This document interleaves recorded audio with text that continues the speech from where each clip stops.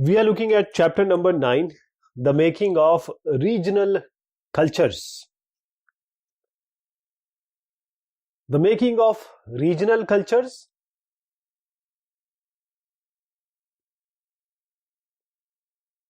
If someone, is speaking Tamil or Odia, it's natural tendency for us to refer the person maybe from Tamil Nadu or Odisha, or someone speaking Gujarati or eating that food, we'll say he or she is from Gujarat.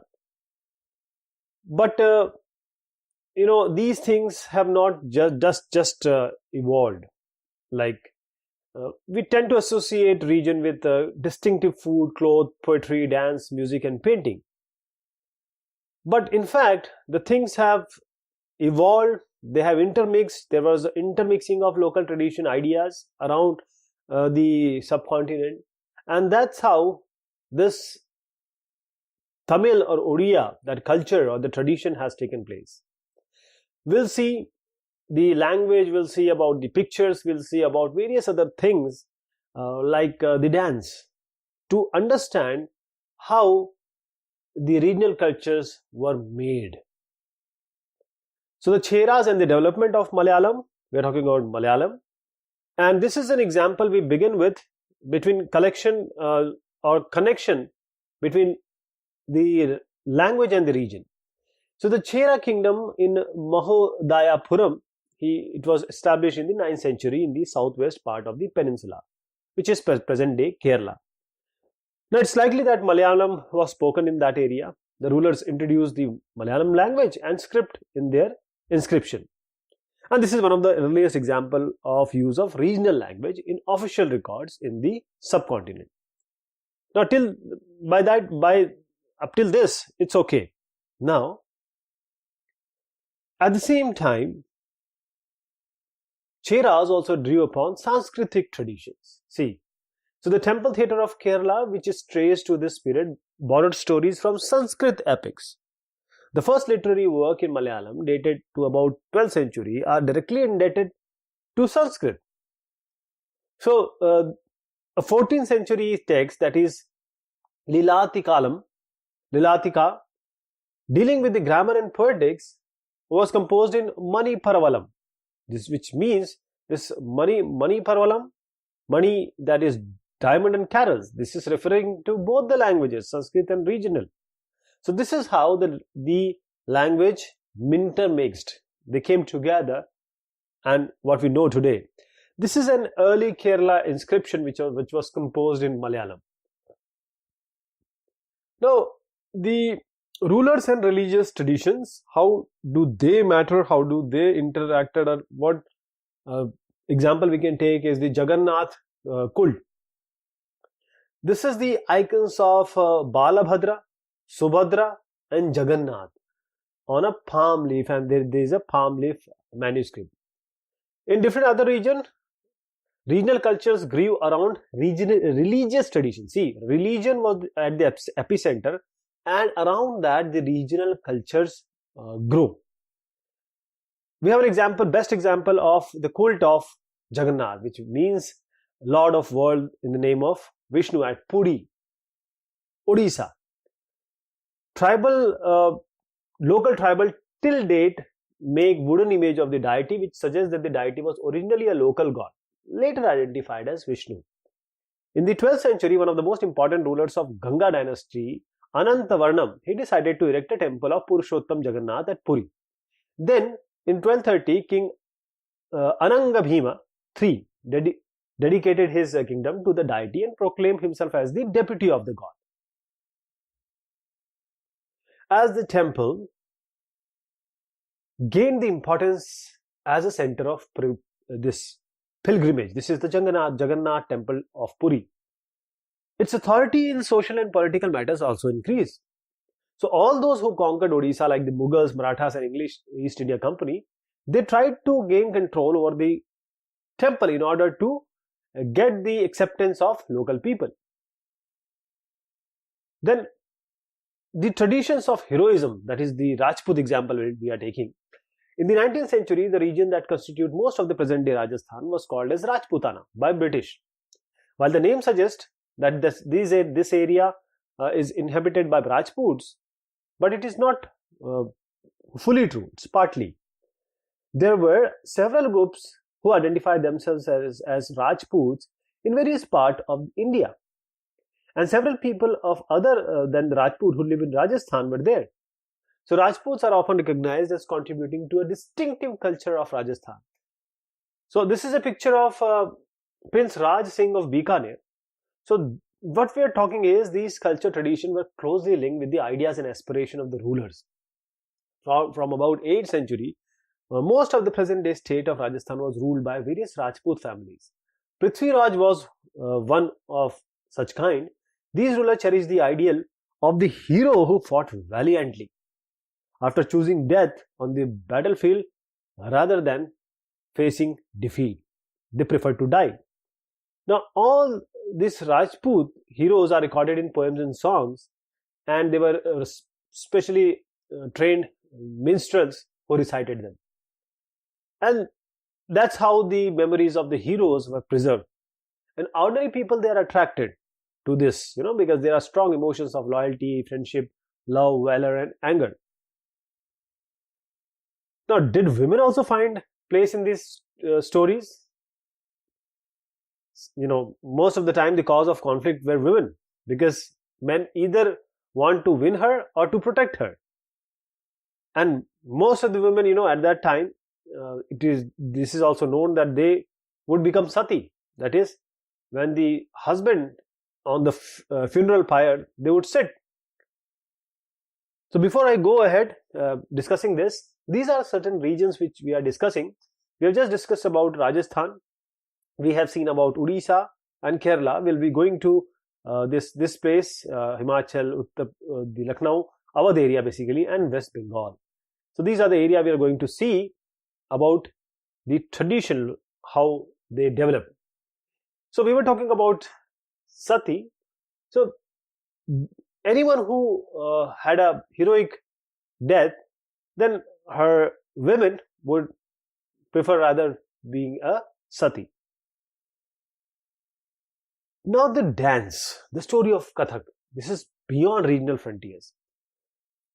If heroic traditions are found in different regions, there are also same is true for the dance, different forms, like Kathak. Now, Kathak is associated with various parts of northern India. The term Kathak is derived from Katha. Katha means the words used in Sanskrit and other language for story. Katha means story. So the Kathaks were originally a caste of storytellers in temples of North India who established their performance with gesture and songs, emotion, showing acting also. So Kathak began evolving into the distinct mode of dance in 15th and 16th century with the spread of the Bhakti movement. The legends of Radha Krishna were enacted in folk play called Rasa Leela of Radha Krishna, which combined folk dance with the basic gesture of Kathak storytellers. Under the Mughal emperor and their nobles, Kathak was performed in the court, right? And it developed as a distinctive style of dance. Subsequently, it developed into two traditions of, or you can say, gharanas. One in Rajasthan, that is Jaipur, and other in Lucknow. And under the patronage of Wajid Ali Shah, the last Nawab of Awadh, it grew into major art form. And by the third quarter of 19th century, it was firmly entrenched as a dance form, not only in these two regions, but adjoining present-day Punjab, Haryana, Jammu, Kashmir, and Bihar and Madhya Pradesh. Okay, so these are the dance moves, dance class of Lakshmana temple at Khajuraho.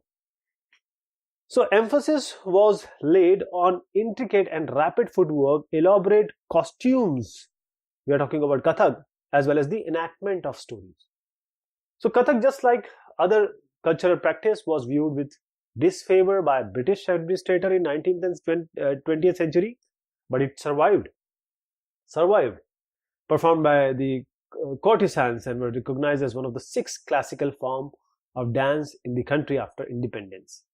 So classical dances, apart from or along with Kathak, we have Bharatnatyam, basically from Tamil Nadu, Kathakali from Kerala, Odissi from Odisha, Kuchipudi from Andhra Pradesh, and Manipuri from Manipur. These are the Kathak dancers. This is a court painting. Then painting for patrons. This is a tradition of miniatures. This is a miniature that is Akbar resting during a hunt. This is a Mughal miniature. So how did this miniature added to the traditions and culture? Another tradition that developed was miniature painting. Miniatures, that is, as the name suggests, small sized painting, generally done in watercolor or on cloth or paper. The earliest miniature were on palm leaves and wood. Some of the most beautiful of these found in Western India were used to illustrate Jain text. The Mughal Emperor Akbar, Jahangir, Shah Jahan, they patronized highly skilled painters who primarily illustrated manuscripts containing historical accounts and poetry. And these were generally painted in brilliant colors and portrayed court scenes, a scene of battle or hunting, and other aspects of social life. And they were also exchanged as gifts, and only the emperor and close associate can view them. So with the decline of Mughal emperor, many painters moved to other courts of emerging regional states, and because of this, Mughal artistic taste influenced the regional courts of the Deccan and Rajput courts of Rajasthan. At the same time, they retained and developed their distinctive characteristics. Portraits of rulers and court scenes came to be painted following the Mughal examples. And beside these themes from mythology and poetry that were depicted at centers such as Mewar, Jodhpur, Bundi, that is, Kota and Kishangarh. Another region that attracted miniature painting was the Himalayan foothills around the modern-day state of Himachal Pradesh. By the late 17th century, this region had developed a bold and intense style of miniature painting, which is called was Bhasoli. So the most important text to the painted here was Bhanu Datta's Rasa Manjari. So Nadir Shah invasion and the conquest of Delhi in 1739 resulted in the migration of Mughal artists to the hill to escape the uncertainties of the plains. So this is Maharana Ram Singh II playing Holi, Rajput miniature Kota, and this is the Krishna Radha and her companion Pahadi miniature Kangra. So here, when they moved to the mountainous side, they found ready patrons who led to the founding of Kangra school of painting. And by the 18th century, the Kangra artists developed a style which breathed a new spirit into miniature painting. And the source of inspiration was the Vaishnavite tradition. Soft color, including cool greens and blues, and a lyrical treatment of themes distinguished Kangra painting.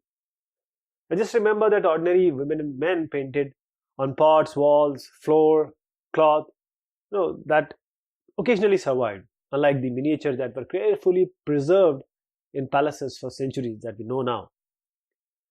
Now we go to Bengal, the growth of regional language. So this is a page from a palm leaf manuscript of the earliest Bengali Ramayana.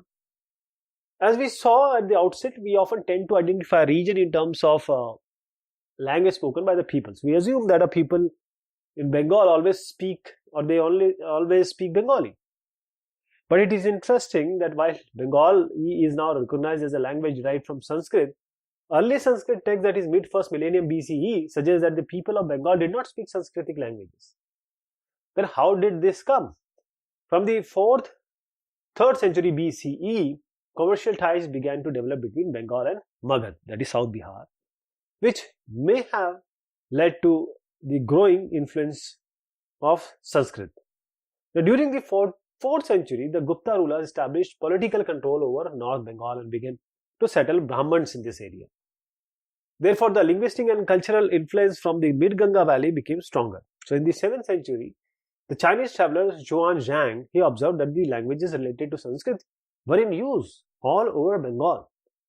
And from the 8th century, Bengal became the center of regional kingdom under the Palas. Between the 14th and 16th century, Bengal was ruled by sultans.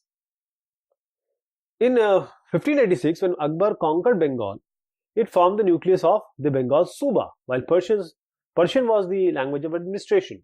So Bengali developed as a regional language. In fact, by the 15th century, the Bengali group of dialects came to be united by a common literary language based on the spoken language of the western part of the region, now known as West Bengal. Thus, although this Bengali is derived from Sanskrit, it is passed through several stages of evolution, and also a wide range of non-Sanskrit words derived from a variety of sources, including tribal language, Persian, European language. They have now become a part of modern Bengali. So, early Bengali literature may be divided into two categories, one which is indebted to Sanskrit and other independent from it.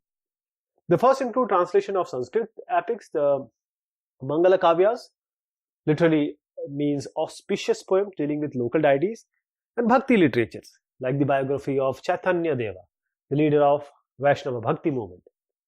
And the second includes Nath literature, such as the songs of Maina Mati and Gopi Chandra stories concerning with the worship of Dharma Thakur, and fairy tale, folk tales and ballads. So, what is the Maina Mati, Gopi Chandra and Dharma Thakur? The Naths were ascetics who engaged in a variety of yogic practices. So, this particular song, which was often enacted, described how this Mainamati, a queen, encouraged her son Gopi Chandra to adopt the path of asceticism in the face of a variety of obstacles. So, Dharma Thakur is a popular regional deity, often worshipped in the form of stone or a piece of wood. Now, there will be the text belonging to first category. This was easier to date. Several manuscripts have been found indicating they composed between the late 15th and mid 18th century. And those belonging to the second category circulated orally, that could not be precisely dated. They were particularly popular in Eastern Bengal, where the influence of Brahmanas was literally or relatively weak. Then pirs and temples. Pir means a Persian word meaning a spiritual guide, a guide or a mentor. So from the 16th century, people began to migrate in large numbers from the less fertile Western Bengal to the forested marshy areas of southern Eastern Bengal. When they moved eastward, they cleared forest and bought the land under rice cultivation. And gradually, local communities of fisher folk and shifting cultivators, often tribals, they merged with new communities of peasants. This coincided with the establishment of Mughal control over Bengal, with their capital in the heart of Eastern Delta, that is Dhaka. Officials and functionaries received land and often set up mosques that served as center for religious transformation in this area. So the early settlers sought some order and assurance in the unstable condition of the new settlements. So they were provided by the community leaders, who also function as teachers and adjudicators, and were sometimes described with supernatural powers, and they were called as peers. People referred to them as with affection and respect as peers. So there is a word which is coming, which is animism, that is attribution of living soul to plant and inanimate objects and natural phenomena. So this term peers included saints or Sufis and other religious personalities, the daring colonizers and deified soldiers, various Hindu and Buddhist deities, and even animistic spirits. So the cult of peers become very popular, and their shrines can be found everywhere in Bengal. So here we have two pictures that we will be discussing just now. This is a double roofed thatched hut, and this is a 4 on the back side, 4 roof temple with a tower. So Bengal also witnessed temple building spree from late 15th century, which culminated in the 19th century. We already seen that temples and religious structure were often built by people or individuals who want to demonstrate their power and wealth. Many of the modest brick and terracotta temple in Bengal were built with the support of several low social groups like Kolu, oil pressers, and the Kansari, that is bell metal workers. The coming of the European trading companies created new economic opportunities. Many families belonging to these social groups availed of these as their social and economic position improved. So when the position improved, they proclaimed their status through the construction of temples. When local deities, once worshipped in the thatched hut in villages, gained the recognition of Brahmanas, their images began to be household in temple. Now the temple began to copy the double roof, that is doshala, or four roof, that is chaushala structure of the thatched hut. So you just saw in the figure, this led to the evolution of typical Bengali style in temple architecture. So this is a picture of Krishna with gopis, terracotta plaque from this Shamarya temple, Vishnupur. So in the comparatively more complex four-roofed structure, four triangular roofs placed on the four walls moved up to converge on a curved line or a point. So temples were usually built on a square platform. The interior was relatively plain, but the outer walls of many temples were decorated with painting, ornamental tiles and terracotta tables. So in these temples, particularly in Vishnupur in Bankura district of West Bengal, such decoration reached the high degree of excellence. Now coming to fish as food. Now wherever you get or things are grown or easily they grow by themselves, people generally eat it. Means this is the way they find their food. It depends on the region where they are living. So traditional food habits are generally based on locally available items of food. Bengal in the riverine plain, which produces plenty of rice and fish. So understandably, these two items figure prominently in the menu of even poor Bengalis.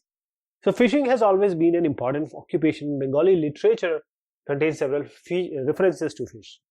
So what is more, terracotta plaques on the walls of temples and viharas, that is Buddhist monasteries, depict scenes of fish being dressed and taken to the market in baskets.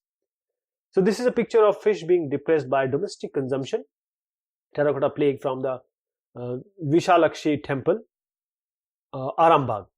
So Brahmana were not allowed to eat non-vegetarian food, but the popularity of food in the local diet made the Brahmanical authorities relax this prohibition for the Bengal Brahmanas.